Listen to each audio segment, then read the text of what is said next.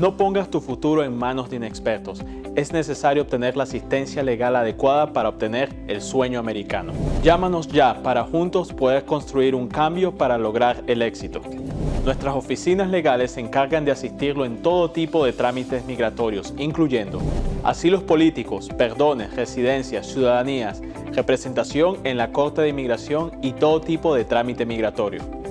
También realizamos el trámite de todo tipo de visas que necesitas, incluyendo visas para empresarios, inversionistas, personas con talentos especiales o cualquier tipo de visa que se adapte a tus necesidades. Soy Jesús Reyes, tu abogado de inmigración.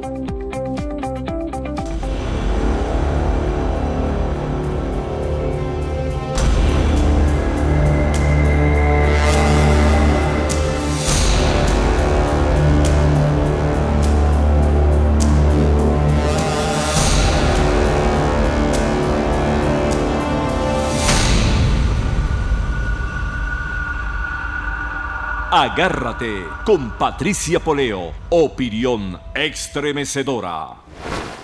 Buenas noches, bienvenidos a Agárrate. Hoy es el viernes 15 de marzo del año 2019. Bueno, comienzo por recordarles al gran aliado que tenemos aquí en el sur de la Florida para enfrentar la grave crisis de medicinas que hay en Venezuela. Se trata de Farm Aid Pharmacy. Visita su página web que es www.farm-aidrx.com para que leas todas las condiciones de ellos para venderte las medicinas y enviártelas a Venezuela. Recuerda que si consigues un medicamento más económico en otra farmacia, Farm Aid Pharmacy te lo va a igualar. Te va a igualar el precio, de manera que no hay forma de que consigas un medicamento más económico en otra farmacia. Y para quienes vivimos aquí en el sur de la Florida, Farm Aid Pharmacy está afiliada a todas las empresas de seguro, así que con tu tarjetica de seguro todo te va a salir más económico. Bueno, vamos a hacer algunos comentarios antes de entrar en la entrevista que haremos en este segmento que tiene que ver con el tema económico. Primero, ya ha circulado en las redes sociales, pero queremos compartir con ustedes las palabras del hermano de Óscar Pérez, porque ha habido una polémica acerca de la publicación de las imágenes del cadáver de Óscar Pérez. Fíjense que nosotros ayer, cuando tomamos la decisión, sin saber que esta iba a ser la posición de la familia, cuando tomamos la decisión de publicar las imágenes del cadáver, que son muy reveladoras y que son prueba de que fue ejecutado, la razón por la que lo decidimos es pensando en ¿qué hubiera preferido Óscar Pérez? Pues que se supiera la verdad, que aunque fuera, pues las imágenes fueran tan fuertes, que se supiera lo que había ocurrido, lo que realmente ocurrió, porque obviamente estas imágenes se filtraron, el régimen, la dictadura de Nicolás Maduro no hubiera querido que esto se viera y se supiera, ¿no? Vamos a escuchar lo que dijo el hermano de Óscar Pérez. Hola. Esto es para los que me conocen y los que no me conocen. Para los que no me conocen, soy el hermano de Óscar Pérez, de mi hermano. Las fotos que fueron publicadas son de él, bajo la autorización nuestra y de mi madre. Solo quiero decirles a ustedes, usurpadores, que la justicia llega. Tal vez ha llegado tarde, no ha terminado de llegar, pero la justicia llega. Eso no se va a quedar así, ¿sí? Van a pagar por todo lo que han hecho, van a pagar. Y no les queda mucho, están ahogados. Van a salir, plastas de mierda, van a salir. Y eso lo van a pagar. Ustedes no creen en Dios, por lo visto. O sea, no tienen ni idea del poder de Dios. Prefieren andar con el diablo. Bien, fíjense, publicadas las fotos y yo creo que el objetivo se cumplió. Las fotos son la prueba de la ejecución que sufrió Óscar Pérez y su grupo de compañeros. Bueno, vámonos a otro tema. Yo ayer les recomendé y les vuelvo a recomendar para quienes no han hecho la tarea, vean el documental que se publicó, que está publicado aquí en Factores de Poder, que revelan el contenido de los correos electrónicos del jefe de la FARC, Raúl Reyes, contenido que tiene que ver con algunas personas que son dirigentes políticos en el Ecuador, que han sido funcionarios, que fueron funcionarios de Rafael Correa. No dejen de ver el documental porque es muy revelador, hay pruebas contundentes. Y ahí mismo, en Ecuador, el presidente Lenín Moreno anunció que ese país se va a retirar definitivamente de UNASUR, cosa que es bien positiva. Vamos a verlo. Hoy quiero comunicar al Ecuador nuestro retiro definitivo de UNASUR. UNASUR se transformó en una plataforma política que destruyó el sueño de integración que en un inicio nos vendieron. UNASUR entró en un final sin retorno desde hace un año. La mitad de los Estados miembros ni participan ni contribuyen. La Secretaría General no tiene titular por más de 2 años y el personal ha ido disminuyendo sensiblemente. ¿Y saben por qué? Porque algunos mandatarios irresponsables se encapricharon por nombrar a sus amigos a esa secretaría, nuevamente replicando los peores vicios del socialismo del siglo XXI. Por eso, en la práctica, las puertas de la organización se han cerrado. Ecuador puso mucho más de lo que tenía, plata y persona. Por ejemplo, entregó como sede un edificio de $40 millones, en lugar de destinar tanto dinero, tanta plata a nuestros jubilados, a los niños, para su educación. Lo pusieron en un edificio que hace oda al despilfarro. Se ha buscado por varios medios la solución a esta situación. Enviamos misiones de alto nivel a todos los países miembros para encontrar una salida. Los cancilleres se entrevistaron en diversos foros. Propusimos reconfigurar una agenda para que la UNASUR se concentre solo en temas positivos, sin la politiquería perversa de los autodenominados socialistas del siglo XXI. Por todo ello, Ecuador ha concluido que no existen las condiciones para que UNASUR pueda volver a trabajar por el anhelo, la integración sudamericana. La integración regional es fundamental. Necesitamos trabajar conjuntamente en temas vitales como la integración económica, la prevención de desastres naturales, la seguridad, la defensa, la gobernabilidad democrática, infraestructura e interconexión, salud y educación públicas, cultura y deporte, tantos y tantos temas. En este sentido, y pensando siempre en el cumplimiento de los intereses de la patria, en la integración regional sudamericana. Por todo esto, hemos decidido suspender a partir de hoy la aplicación del Tratado Constitutivo UNASUR para el Ecuador. Eso significa que dejaremos de participar en todas las actividades de esa organización. No consignaremos ni un solo centavo más, ni un aporte más al presupuesto de la organización. Hemos iniciado los procedimientos internos para salir oficialmente del Tratado de UNASUR. Como los legítimos dueños, hemos pedido también la reversión al Ecuador del edificio sede, por supuesto, con absoluto respeto a los procedimientos en derecho aplicables al caso, como siempre hemos actuado. Procederemos además a retirar la estatua de Néstor Kirchner. Él no representa los valores y la ética de nuestros pueblos. Sudamérica tiene una pléyade de héroes y próceres que sí nos representan. Además, como todos conocen, mi intención es entregar ese edificio a la Universidad Indígena del Ecuador. Estimados compatriotas, Ecuador está comprometido con la integración regional, pero con una integración que funcione, que efectivamente integre países y pueblos. El futuro de nuestros países será más próspero y de mutuo beneficio si tendemos puentes de unión. Si uno de los caminos empleados fracasa, porque ha dejado de representar la aspiración de todos los estados, debemos tener el sentido histórico de aprender de las lecciones e iniciar inmediatamente un nuevo camino. Un nuevo camino en donde la integración ofrezca resultados concretos para mejorar el diario vivir de los ecuatorianos y de los hermanos sudamericanos. Queridos ciudadanos, buenas noches. Esto es simplemente un discurso impecable del líder, no solamente de su país, sino de un líder de la región. Yo les recomiendo que lo escuchen varias veces.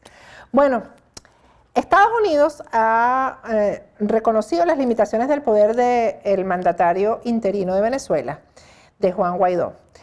El Banco Mundial ha reconocido ahora a Juan Guaidó como presidente interino.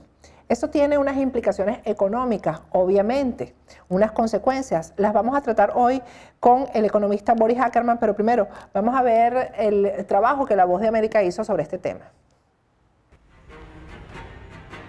Estados Unidos elogió la decisión del Banco Interamericano de Desarrollo, que reconoce al economista Ricardo Hausmann como el representante del gobierno encargado de Venezuela ante la institución hemisférica.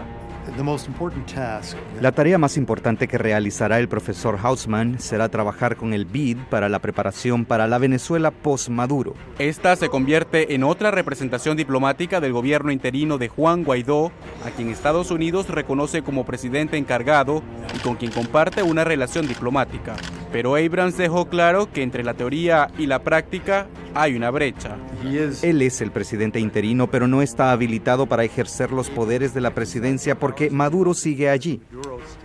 El encargado de los asuntos estadounidenses para Venezuela reiteró que la Asamblea Nacional es la única institución que Estados Unidos reconoce en el país y por lo tanto solo toman en cuenta sus decisiones e interpretaciones. La Constitución establece los 30 días del periodo interino, pero esos 30 días no deben contarse cuando Maduro aún ejerce los poderes de su antiguo cargo. El gobierno interino de Guaidó sugirió el 23 de enero una ruta que contempla lo que denominan el cese de la usurpación y seguidamente un gobierno de transición que conduzca a elecciones en el país sudamericano. Pero quien ejerce la presidencia en disputa del país, Nicolás Maduro, asegura que ese gobierno es ilegítimo e incluso que el líder opositor es manejado por la Casa Blanca. Venezuela se adentró en una aún más aguda crisis política cuando Nicolás Maduro asumió el poder tras unas elecciones consideradas fraudulentas por más de 50 países del mundo. Jorge Agobián, Voz de América, Washington. El Banco Interamericano de Desarrollo ha reconocido a Juan Guaidó y acepta a Ricardo Hausmann como su representante. Boris Ackerman está con nosotros vía Skype. Buenas noches, Boris, ¿cómo estás? Hola, buenas noches, Patricia. Un gusto escucharte, un gusto hablar contigo. Boris, explícanos esto, ¿qué significa a nivel económico? ¿Qué significa para precisamente para estos planes o para la meta de el cese de la usurpación que el Banco Interamericano de Desarrollo haya reconocido a Guaidó? Y háblanos un poco de quién es Ricardo Hausmann. A ver, Patricia, es un paso positivo hacia la reconstrucción del país. El Banco Interamericano de Desarrollo es una organización multilateral que se encarga de financiación de proyectos, financiamiento de proyectos de diversa índole, en muchos casos proyectos públicos de infraestructura. Y hay que tomar en cuenta que la infraestructura del país está en unas condiciones deplorables.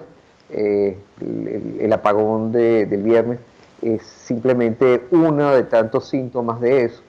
La infraestructura de aguas, la infraestructura de transporte del país está destruida, la infraestructura de comunicaciones está desfasada en cuanto a internet, en cuanto a telefonía, la infraestructura en todos los casos de aseo, de alcantarillado, está en una situación muy deplorable en todo el país y parte del apuntalamiento que necesita el país tiene que ver con eso. Y definitivamente tener una persona de la calidad de Ricardo Hausmann y capaz de coordinar un equipo que evalúe esos proyectos, que les dé un seguimiento, que logre que esos proyectos se lleven a cabo, es un gran factor de optimismo para el futuro del país. Estamos hablando de gente de una calidad completamente distinta a la de los funcionarios o de los diseñadores o ejecutores del modelo económico que en este momento es llevado por el régimen venezolano. Y eso a mí me produce una gran satisfacción. Obviamente yo no converjo en todos los puntos con Ricardo. Ricardo es una persona muy bien preparada. Él fue parte del gobierno de Carlos Andrés Pérez en los finales de la década del 80, a comienzos de los 90. Lo que a la prensa de izquierda venezolana le dio por llamar el paquete económico y todo ese relato falso, ese relato manipulador que ha utilizado toda la vida el chavismo, de culpar de todos los males a la libertad de mercado, a la apertura económica, es un relato que hay que rebatir con todos los medios en la actualidad. Venezuela, para comienzos de la década del 90, estaba creciendo a un ritmo nunca visto, un ritmo muy elevado, estaba llegando a un equilibrio macroeconómico y el golpe de Estado, hay que llamarlo así, de 1992, del 4 de febrero, dio al traste con todo eso en conspiración con algunos grupos internos en Venezuela que estaban interesados en mantener sus fueros, sus diferencias de poder. Y definitivamente el sucio, cochino, asqueroso relato que nos han estado contando muchos de los medios venezolanos, algunos inclusive cerrados por el mismo régimen de Chávez y Maduro, es copiado a cabalidad y el hecho de que Hausmann haya sido parte, haya liderado a ese grupo junto con Miguel Rodríguez, Moisés Naím, Herbert Torres, le dio al país una esperanza de crecimiento, de mejora, bajo una economía de mercado, bajo una economía mucho más transparente que la que tenemos el socialismo, y lamentablemente el país sucumbió a la farsa de esos relatores. Ricardo Hausmann ha hecho investigaciones, ha sido director de la Escuela de Estudios Políticos de Harvard, es el creador de un concepto novedoso a nivel de economía mundial que tiene que ver con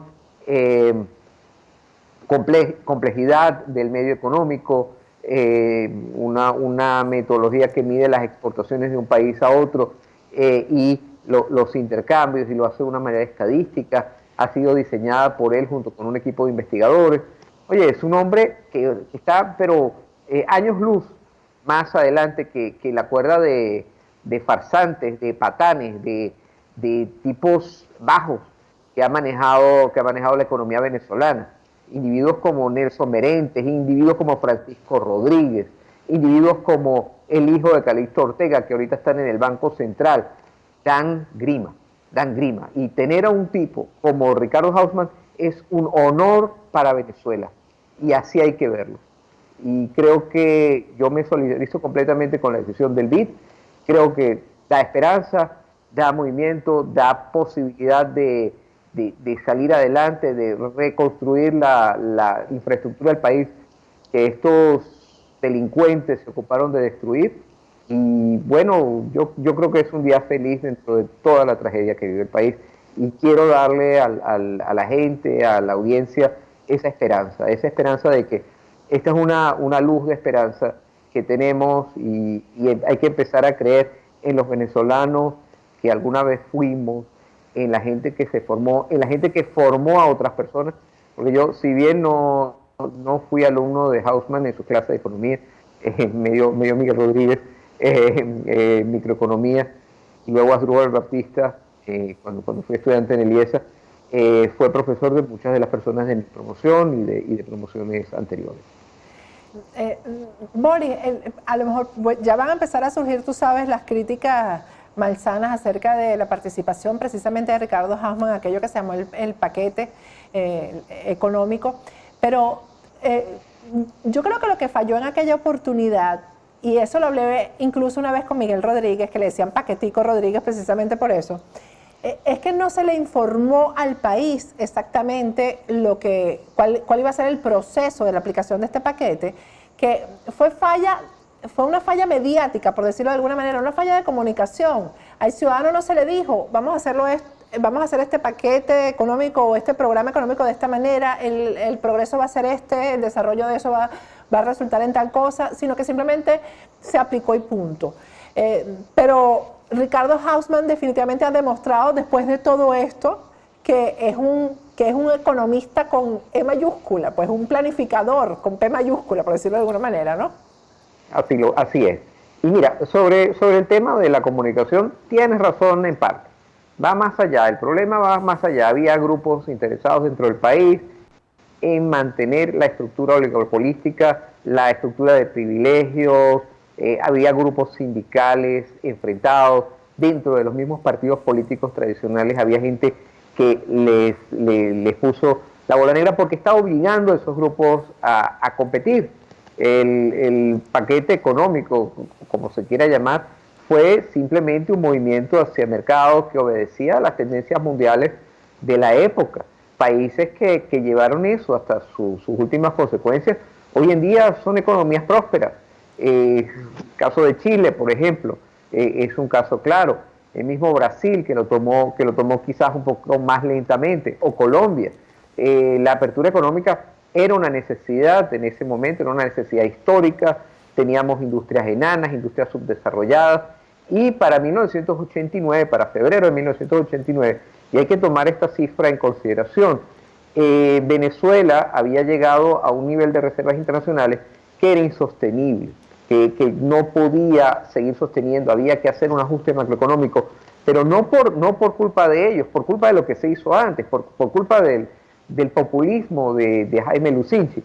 Pero era muy difícil para el gobierno de Carlos Andrés Pérez de la época comunicar eso, porque estaba pasando el mando de un miembro del Partido de Acción Democrática a otro miembro del Partido de Acción Democrática. Y eso desde el punto de vista político era muy difícil de vender. Entonces, claro, eso complicó el tema de comunicación, además de todo el peso de los medios tradicionales, de los grupos realmente que no eran liberales, que eran más bien mercantilistas en ese momento y se interesaron en crear ese perfil de opinión para mantener sus fueros económicos. Eso hay que verlo así. Y tú ves la trayectoria posterior de estos señores que ha sido impecable desde el punto de vista de desarrollo en cuanto a bagaje académico, a el mundo que han tocado. Moisés Naim, por ejemplo, que trabajó con Ricardo, ha sido director de la revista Foreign Policy, ahorita tiene unos programas que son espectaculares, Sí, que te ayudan a entender el mundo. Entonces estamos hablando de gente del primer mundo, de gente que de verdad puede allanar el camino hacia el progreso del país, de la cual tenemos que estar orgullosos todos los venezolanos, y no de patanes, de mediocres y de bandoleros como un Nelson Merentes, que es un degenerado, ¿verdad? Y eso es lo que hemos tenido en este gobierno de Chávez, o como Alexaime, que es un terrorista, o como esa cuerda de vagabundos. Entonces, oye, Patricia, tenemos que alegrarnos, tenemos que estar felices de que gente así forme parte del gobierno de Guaidó, y tenemos que cambiar el relato. Ese relato que nos han venido contando desde hace 30 años es pura paparrucha, pura basura ideológica del marxismo cultural que nos está quemando los cerebros de varias generaciones. Boris, en cuanto a el papel del BID, trabaja, me imagino, a través de proyectos que aprueban para la reconstrucción del país. Sería para la reconstrucción del país, es decir, que esto no es para ahora, que eso es bueno que lo aclares, que no es que Guaidó le van a entregar un dineral en este momento. ¿Cómo funciona eso? No, para nada, y esos proyectos obviamente tendrán que esperar a que el país tenga que Guaidó o quien lo suceda, un presidente electo, tenga control efectivo del país.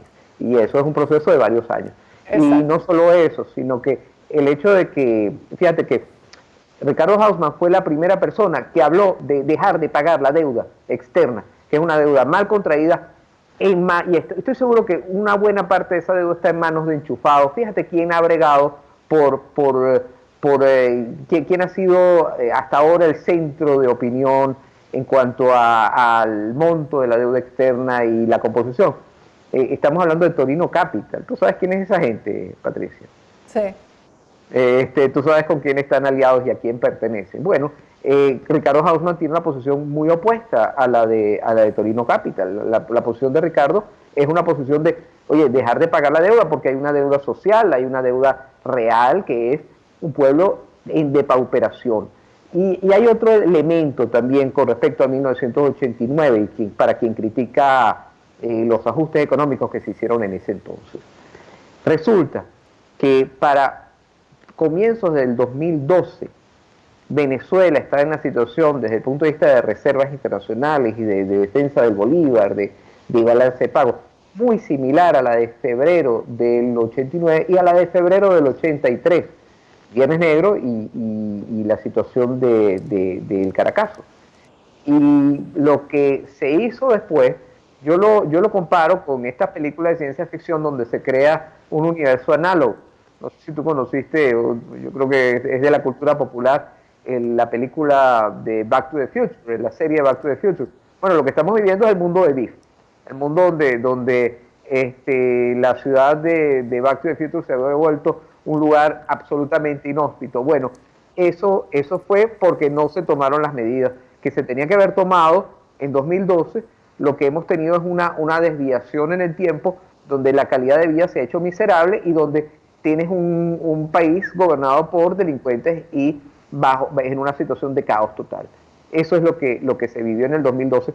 Y en el 89, afortunadamente, se hizo lo correcto, con cierto padecimiento, con ciertos problemas, pero si se hubiese continuado y no se hubiera dado el golpe del 92, Venezuela sería un país como Chile, sería un país como España, sería un país con un nivel de desarrollo adecuado y con una población infinitamente más feliz y con más futuro del que vivimos ahora. Sí.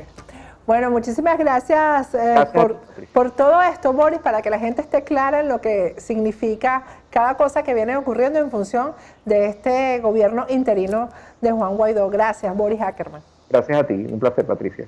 Vamos a ir a un corte. Al regreso vamos a hablar con el director de Mega Análisis, porque acaban de hacer un sondeo y el resultado, bueno, ustedes ni se lo imaginan. Ya regresamos.